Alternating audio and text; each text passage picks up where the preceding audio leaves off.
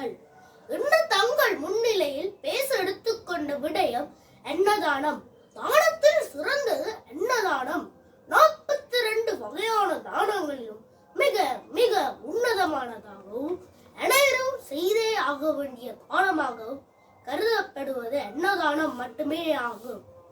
அற்ற அழிப்பசி தீர்த்தல் அகுதொருவன் பெற்ற பொருள் வைப்புலி என்ற திருக்குறளுக்கு உணவின்றி உயிரில்லை உலகில்லை, உணவே அனைத்திற்கும் ஆதாரமாக உள்ளது.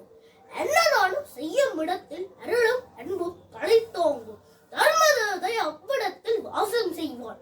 கல்வி, செல்வம், ஞானம், மகிழ்ச்சி என நன்மைகளும் கிடைக்கும். பசித்தவனுக்கு உணவு கிடைத்தால் பசி நீங்கும்.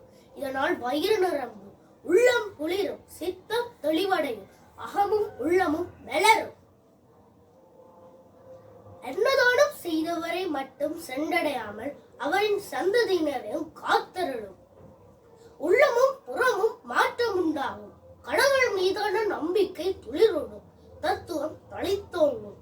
உயிரோடு உடம்பை சேர்த்து வைத்து ரட்சிப்பது தான் எண்ணம் தான். அதனால் தான் உண்டி கொடுத்தோர் உயிர் கொடுத்தாரே என்பர்.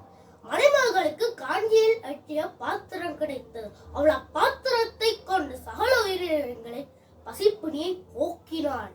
பேச பழக்கிய மாதாவுக்கு, பேச்சு பிழை நீக்கிய பிதாவுக்கு, பேச்சு நாகரிகம் கற்றுக் கொடுத்த குருவிற்கு, இந்த பேச்சு போட்டிக்கு வாய்ப்பு கொடுத்த தெய்வத்திற்கு மனமார்ந்த நன்றிகள் கூறி விடைபெறுகிறேன். வணக்கம்.